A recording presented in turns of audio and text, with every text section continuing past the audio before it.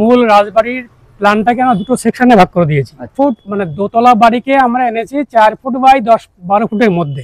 সেই জায়গার মধ্যে আমরা মোটামুটি মানে জিনিসটাকে পুরোপুরি তুলেছি আর কি। ছোট হতে পারে কিন্তু অ্যাকচুয়ালি সেই অ্যাকচুয়াল যে জিনিসটা সেটা স্কেলে করা হয়েছে। বহরমপুর তথা মুর্শিদাবাদ জেলার পুজোগুলির মধ্যে বিশেষ বিশেষ পুজো মণ্ডপের প্রস্তুতি ব্লগ শুরু করছি। এর আগে পার্ট 1 এবং পার্ট 2-তে খাগড়া হরিদাসমাটি দিককার পুজোগুলি দেখিয়েছি। আজ পার্ট 3-তে বহরমপুর কোর্ট স্টেশনের রোড থেকে শুরু করে একদম আয়েশবাগ দিককার পুজো মণ্ডপগুলি কি কি থিমের পুজো প্যান্ডেল করতে চলেছে সেটাই আপনাদের সামনে তুলে ধরছি। এবার ৭৪তম বর্ষে অভ্যুদয় সংঘের পরিচালনায় দক্ষিণ ভারতের মন্দিরের আদলে নির্মিত হচ্ছে মণ্ডপ সজ্জা এবং বন কাপাসির সাজে প্রতিমা সেজে উঠছে।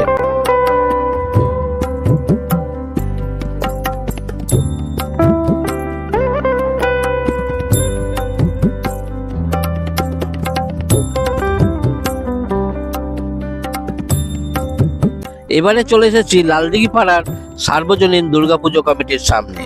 এখানে যে প্যান্ডেলটা নির্মিত হচ্ছে সেটাও জলের উপরে। ওনাদের ভাবনা কাঞ্জিপুরম।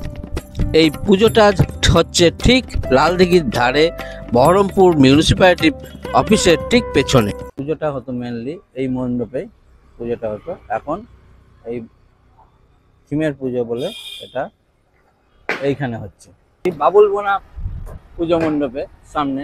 এই ডান দিকটা হচ্ছে পঞ্চানন তলা, এদিকটা পঞ্চানন তলা, আর এই বাঁ সাইডটা লেফট সাইডটা হচ্ছে বাস স্ট্যান্ড, মোহনা বাস স্ট্যান্ড।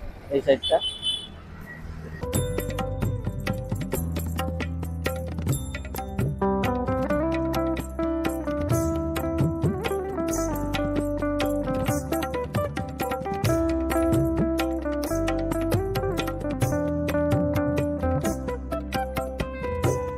এবার চলে এসেছি মধুপুর বালাক সংঘের পরিচালনায় রাজস্থানী রাজবাড়ি মধুপুর বালাক সংঘের পুজো মণ্ডপে। ওনারা প্রতি বছরই নিত্য নতুন থিম নিয়ে আমাদের সামনে হাজির হন। এবছরে ওনাদের যে থিম রাজস্থানী রাজবাড়ি, তো ওটা কিভাবে কি তৈরি হচ্ছে, মণ্ডপ সজ্জা হচ্ছে, সেটা শিল্পী ওনার মুখ থেকেই শুনে নিই। বলছে আমাদের এই রাজস্থানের রাজবাড়ি হচ্ছে বিশাল মানে বিরাট জায়গা দরকার, এদের জায়গাটা কম। আচ্ছা, যার ফলে মূল রাজবাড়ির প্ল্যানটাকে আমরা দুটো সেকশনে ভাগ করে দিয়েছি। আচ্ছা, এটা একটা আর সামনে একটা। এবং এটা যে করা হয়েছে দেখা যাচ্ছে 4 ফুট মানে দোতলা বাড়িকে আমরা এনেছি 4 ফুট বাই 10-12 ফুটের মধ্যে। আচ্ছা, মানে মডেল টাইপের করা হয়েছে এটা, মানে একটা রাজবাড়ির মডেল আর কি। আর এই সামনের পোর্শনটা মাপে ঠিক আছে আর কি। এই টাইপ মানে আমরা যদি পুরোটা করতাম তাহলে এই টাইপের হতো এবং তার জন্য প্রায় 80 ফুট জায়গা দরকার হতো আর কি। এটা নেই, এখানে মাত্র 30 ফুট জায়গা আছে, তার মধ্যে দুই দিকে জায়গা ছেড়ে আমরা পেয়েছি 28 ফুট জায়গা।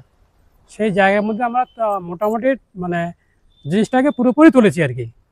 ছোট হতে পারে কিন্তু অ্যাকচুয়ালি সেই অ্যাকচুয়াল যে জিনিসটা সেটা স্কেলে করা হয়েছে একেবারে মূল স্কেলে। যেমন অটোকাটে ড্রয়িং করে বাড়ির প্ল্যান করা হয় ঠিক সেইভাবে স্কেলে আনা হয়েছে। সবকিছুই আর সবকিছুই ফুটিয়ে তোলা হয়েছে এবং স্কেলে একেবারে এটা মেজারমেন্ট করেই করা হয়েছে আর কি।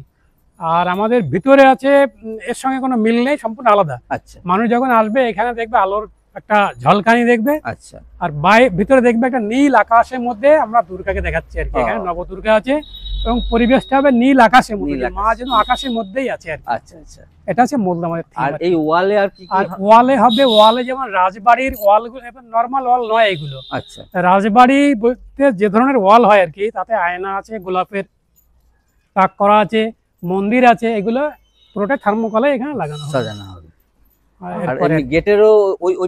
গেটের ওই পাশে আমাদের একটা হাতি থাকবে, বেশ হাতিটা বেশ বড় এবং কালারফুল, মানে সাদা নয় আর কি। আচ্ছা, অ্যাকচুয়াল যে কালার সেই কালারের হাতি থাকবে এবং সেটা 6 ফুট হাইট আর 8-9 ফুট লম্বা হাতিটা। আচ্ছা, আর এখানে রাজকীয় স্টাইলেই থাকবে, রাজার বাড়ির স্টাইলেই থাকবে। আর এখানে আমাদের একটা পুকুর হবে এই জায়গাটা না, তার মধ্যে একটা ফোয়ারা হবে। আচ্ছা, পুকুরে কোনো মাছ ছাড়া হবে না, এমনি নরমাল পুকুর হবে এবং জল দেওয়া হবে। জলে আবার যাতে মশা না হয় তার জন্য মানে কেমিক্যাল দেওয়া থাকবে, যাতে মানে মশাটা না হয়, পরিবেশটাকে বজায় রাখা হবে। আর আপনি মোটামুটি 1 সপ্তাহ 2 দিন পরে আসলে পুরোটা দেখতে পাবেন, পুরো। ঠিক। আর এবং যে ঠাকুরের হাতিটা সাজানো হয়েছে এটা রাজস্থানী স্টাইলে সাজানো হয়েছে। আচ্ছা আচ্ছা আচ্ছা, ঠিক আছে। একটু ভেতরে আর মণ্ডপটা ঠাকুরের একটু সঙ্গে দেখুন। রাজস্থানী স্টাইলে কোনো মিল নেই, এটা সম্পূর্ণ আলাদা, এটা সম্পূর্ণ আলাদা। আচ্ছা, হ্যাঁ, ঠাকুরের রং মোটামুটি অনেকটাই হয়ে এসছে। উপরটা আপনাদের দেখাচ্ছি। হ্যাঁ, উপরটা এখনো হবে, মানে হ্যাঁ। ঝাড় হয়নি পুরোটা। এবার লাইটিং হবে তো? লাইটিং হবে, এটাকে নীল আলো দেওয়া হয়, মানে পুরোটাই নীল হবে। যে সাদা কাপড়গুলো দেখছেন আচ্ছা। এগুলো সাদা দেখতে পাবেন না, আচ্ছা, দিনের বেলা সাদা দেখা যাবে, রাত্রে পুরোটাই নীল, নীল। আপনি আকাশের মধ্যেই আছে। আকাশের মধ্যেই আছে। এবং এই নীল কাপড়ে আকাশ এঁকে দেওয়া, মানে তুলো দিয়ে আকাশ বানিয়ে দেওয়া হবে। আর এই যে গোল গোল ring গোলগুলোর মধ্যে এই দুর্গার 8টা রূপ থাকবে, মোট নবদুর্গা আমাদের এখানে, মেনে দুর্গা এখানে, আর এখানে 8টা রূপ থাকবে আচ্ছা, এই গোলের মধ্যে। গোলের মধ্যে। তো আপনারা সব শুনলেন। তো নেক্সট যে ভিডিওটা আনবো আপনাদের সামনে মোটামুটি ফিনিশিং এর সময়, তো তখন আপনারা সমস্তটাই বুঝতে পারবেন। বিষ্ণুপুর গার্লস হাই স্কুলের মাঠে যে পুজো মণ্ডপটা নির্মিত হচ্ছে, সেই পুজো মণ্ডপটা পুরোটাই মাদুর দিয়ে অর্থাৎ চাটাই দিয়ে তৈরি করা হচ্ছে।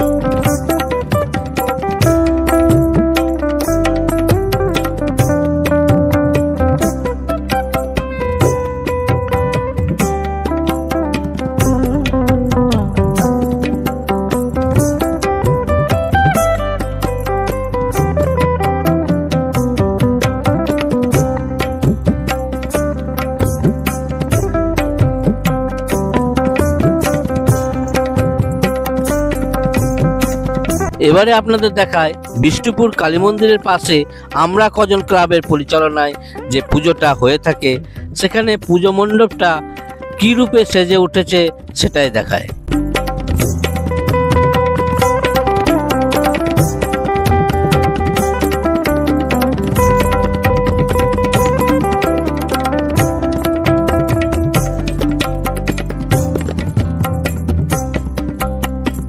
এবার আমি চলে এসেছি চুনাখালী নিমতলা পুজো মণ্ডপের সামনে।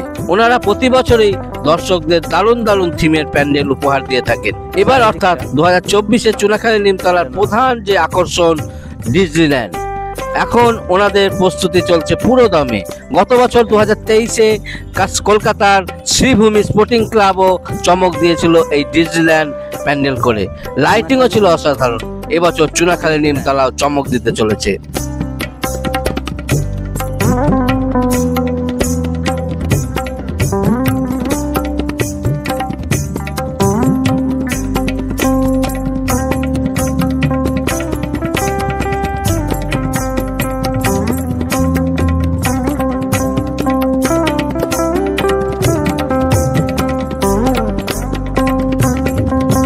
আমি চলে এসেছি এখন আইসবাগ পুজো মণ্ডপের সামনে।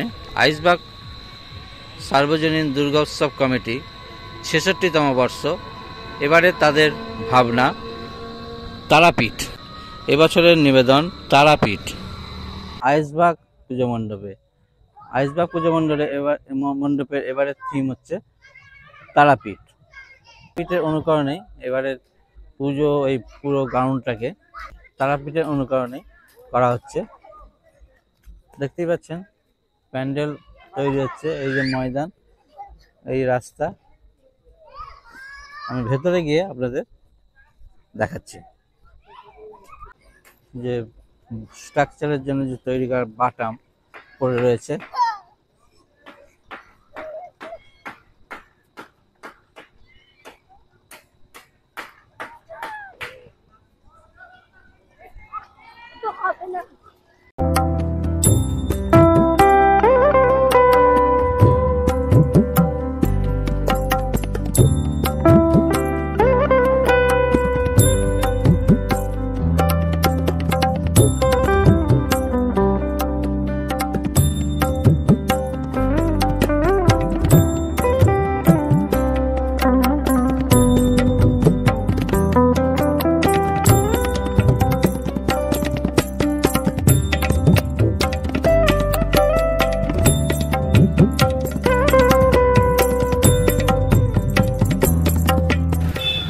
চালনায় দয়ানগর অমর সুভাষ সংঘ, দয়ানগর কাশিমবাজার, বহরমপুর, মুর্শিদাবাদ। ৭৮তম বর্ষ। এবারের ভাবনা গতি। দয়ানগর নবরত্ন মন্দির সার্বজনীন দুর্গোৎসব কমিটি। গতি অর্থাৎ বড় চাকা দেখতে পাচ্ছেন। এখন অন্ধকার হয়ে গেছে, ভালো ভিডিও নিতে পারলাম না। পরবর্তীতে যখন ফিনিশিং হবে নেক্সট ভিডিওতে আপনাদের পুরো চত্বরটা দেখাবো। পার্ট 3-তে যে কটা পুজো মণ্ডপ দেখালাম, এখনো অনেক পুজো মণ্ডপ রয়েছে যেগুলো বাদ পড়ে গেছে। পরবর্তী ব্লগে সেই সমস্ত মণ্ডপগুলি অর্থাৎ কোথায় কিরূপ থিমের পুজো হচ্ছে সেগুলো খুব তাড়াতাড়ি আপনাদের সামনে নিয়ে আসতে চলেছি। যে সমস্ত দর্শনার্থী পুজো মণ্ডপের সামনে গিয়ে ঠাকুর দেখতে পারেন না বা সম্ভব হয় না, তারা যদি আমার নিহারিকা স্টোর ব্লগ চ্যানেলটিকে সাবস্ক্রাইব করে রাখেন, তাহলে সমস্ত পুজোগুলি এবং পুজো পরিক্রমাও দেখতে পারবেন।